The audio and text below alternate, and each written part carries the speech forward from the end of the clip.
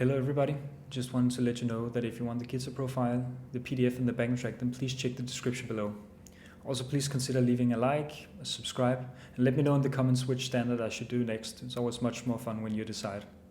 So enough of me talking, let's get to the song and see you next time. Bye.